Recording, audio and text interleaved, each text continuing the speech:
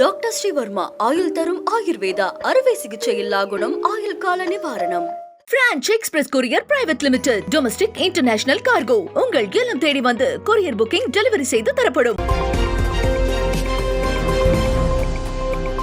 தமிழகத்தில் ரம்ஜான் இன்று வெகு விமர்சையாக கொண்டாடப்பட்டு வருகிறது. சிறப்பு தொழுகைகள் நடத்தப்பட்டு இஸ்லாமியர்கள் வாழ்த்துக்களை பரிமாறி வருகின்றனர். இஸ்லாமிய மார்க்கத்தின் ஐம்பெரும் கடமைகளில் ஒன்றான நோன்பு கடைபிடிப்பதை ரமலான் மாதத்தில் முஸ்லிம்கள் நிறைவேற்றி வருகின்றனர். அந்த வகையில் ரமலான் மாதம் நிறைவு பெற்று இன்று ரம்ஜான் வெகு விமர்சையாக கொண்டாடப்பட்டு வருகிறது. மசூதிகள், பொதுவெளிகளில் சிறப்பு தொழுகைகள் நடைபெற்று வருகின்றன. இஸ்லாமியர்கள் புத்தாடை அணிந்து இனிப்புகளை வழங்கி ஈகை கொடுத்து கொண்டாடி வருகின்றனர். ரம்ஜான் இன்று கொண்டாடப்படும் நிலையில் மத்திய அரசின் முக்கிய நிறுவனங்கள் வேலை நாளாக அறிவித்திருப்பது பெரும் சர்ச்சையை ஏற்படுத்தியுள்ளது. இஸ்லாமியர்களின் முக்கிய பண்டிகைகளில் ஒன்றான ரம்ஜான் இன்று கொண்டாடப்படுகிறது. எனவே அரசு மற்றும் தனியார் நிறுவனங்களுக்கு பொது விடுமுறை அளிப்பது வழக்கம். ஆனால் ஹரியானாவில் இன்று வேலை நாளாக அறிவிக்கப்பட்டுள்ளது. அதேபோல ஆண்டின் கணக்கு முடியும் நாளான 31ஆம் தேதியான இன்று RBI ஏற்கனவே அறிவித்தபடி வங்கிகள் செயல்படுகின்றன. இதேபோல வருமான வரித்துறை அலுவலகங்களும் வேலை நாளாக அறிவிக்கப்பட்டுள்ளது. மிகப்பெரிய பொதுத்துறை நிறுவனமான LIC இன்று வேலை நாளாக அறிவித்துள்ளது. அனைவரையும் உள்ளடக்கிய சமத்துவமான சமூகத்தை உருவாக்க உறுதியேற்க வேண்டும் என்று ராகுல் காந்தி கேட்டுக் கொண்டுள்ளார். வைக்கம் நூற்றாண்டு நிறைவையொட்டி ராகுல் காந்தி வெளியிட்டுள்ள எக்ஸ் தள பதிவில், சாதிய பாகுபாடு தீண்டாமைக்கு எதிராக வைக்கம் அறப்போராட்டத்தில் வலிமையாக போராடிய மகாத்மா காந்தி, பெரியார், ஸ்ரீ நாராயணகுரு உள்ளிட்ட தலைவர்களுக்கு தனது இதயபூர்வமான அஞ்சலியை செலுத்துவதாக குறிப்பிட்டுள்ளார். அவர்கள் வகுத்து தந்த வழியில் சமத்துவமான அனைவரையும் உள்ளடக்கிய சமூகத்தை உருவாக்க உறுதியேற்போம் என்று ராகுல் காந்தி கேட்டுக் கொண்டுள்ளார். ஒரு கட்சியை அழிக்க நினைத்தால் பாஜகவும் அழிந்துவிடும் என்று அண்ணாமலை தெரிவித்துள்ளார்.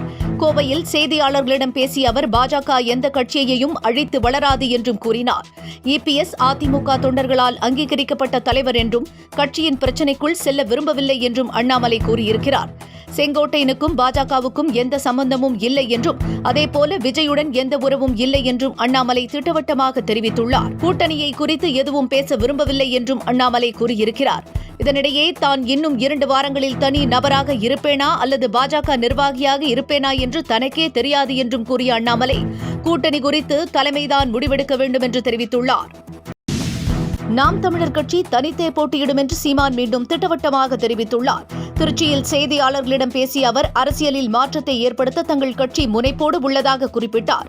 நாங்கள் அரசியல் வியாபாரிகள் அல்ல என்றும், குற்றவாளிகள் பிடிபட்டால் பல்வேறு உண்மைகள் வெளிவருமா என்று அஞ்சுவதாக விமர்சித்திருக்கிறார். 36 லட்சம் வாக்குகளை பெற்ற தங்கள் கட்சியை கருத்து கணிப்பில் சேர்க்கவில்லை என்றும், இது நியாயமான கருத்து கணிப்பு இல்லை என்றும் சீமான் கூறியிருக்கிறார். செங்கோட்டையன் மீண்டும் டெல்லிக்கு சென்றுள்ளதாக தகவல்கள் வெளியாகியுள்ளது. EPS-ஐ தொடர்ந்து செங்கோட்டையன் சந்தித்து பேசினார். அவர் அதிமுக ஒருங்கிணைப்பு வேளையில் தீவிரமாக ஈடுபட்டு வருவதாகவும் கூறப்படுகிறது. அதேவேளையில் OPS-ஐ சசிகலா, தினகரன் சேர்க்கக்கூடாது என்றும் திட்டவட்டமாக மறுத்து வருவதாகவும் சொல்லப்படுகிறது. இந்த நிலையில் அண்மையில் ரகசியமாக டெல்லி சென்று திரும்பிய செங்கோட்டையன் மீண்டும் டெல்லிக்கு புறப்பட்டு சென்றுள்ளதாக கூறப்படுகிறது. அவர் மீண்டும் அமித்ஷாவை சந்தித்து பேசியிருப்பதாகவும் தகவல்கள் வெளியாகியுள்ளது. கோடை காலம் வந்துவிட்டதால் பறவைகளுக்கு தண்ணீரும் உணவும் கொடையாக அளிப்போம் என்று முதலமைச்சர் MK ஸ்டாலின் கேட்டுக் கொண்டுள்ளார். கையில் செல்ல பிராணியுடன் பறவைகளுக்கு உணவளிக்கும் புகைப்படத்தை பதிவிட்டு அவர் எக்ஸ் தள பக்கத்தில் இந்த செய்தியை வெளியிட்டிருக்கிறார். கோடை வெப்பத்தின் தாக்கத்தால் நம்மாலே வெளியே செல்ல முடியாமல் சிரமமாக இருப்பதால் பறவைகள் என்ன செய்யும்? எனவே பறவைகளின் சிரமத்தை போக்க தண்ணீரும் உணவும் அளிப்போம் என்று முதலமைச்சர் கேட்டுக் கொண்டுள்ளார். தமிழக பாஜக தலைவராக வானதி ஸ்ரீனிவாசன் நியமிக்கப்பட உள்ளதாக தகவல்கள் வெளியாகியுள்ளன.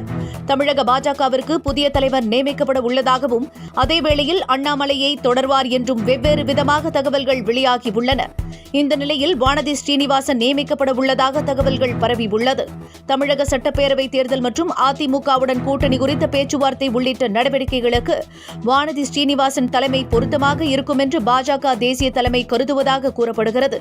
எனினும் இதுகுறித்து அதிகாரப்பூர்வ தகவல் வந்தால்தான் உண்மை நிலை தெரியவரும். கிப்லி ட்ரெண்ட் ஆகி வரும் நிலையில் EPS-இன் புகைப்படங்கள் அதில் இடம்பெற்றுள்ளன. அரசியல் தலைவர்கள், விளையாட்டு வீரர்கள், பிரபலங்கள் என்று வரும் புகைப்படங்கள் மத்தியில் இதுவும் கவனத்தை ஈர்த்துள்ளன. EPS-இன் புகைப்படம் வெளியாகி பரபரப்பை ஏற்படுத்தியுள்ளது. இந்த புகைப்படங்களை EPS தனது எக்ஸ் தளத்தில் வெளியிட்டுள்ளார். தங்கம் விலை கடுமையாக உயர்ந்து வருகிறது. ஒரு சவரன் ஆபரண தங்கம் 520 ரூபாய் அதிகரித்துள்ளது. 67,400 ரூபாய்க்கு விற்பனையாகிறது. ஒரு கிராம் 8,425 ரூபாய்க்கு உயர்ந்திருக்கிறது. வெள்ளியின் விலையில் எந்த மாற்றமும் இன்றி கிராம் 113 ரூபாய்க்கு விற்பனை செய்யப்படுகிறது. என்றும் உங்களுடன் மை இந்தியா. முக்கிய செய்திகளை உடனுக்குடன் தெரிந்து கொள்ள சப்ஸ்கிரைப் பண்ணுங்க, பெல் பட்டனை பிரஸ் பண்ணுங்க. என்றும் உங்களுடன் மை இந்தியா.